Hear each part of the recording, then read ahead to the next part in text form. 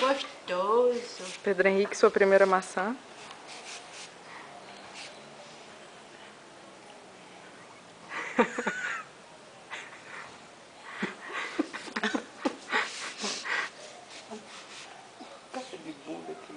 É, realmente, parece que tá comendo cebola ralada. Nossa.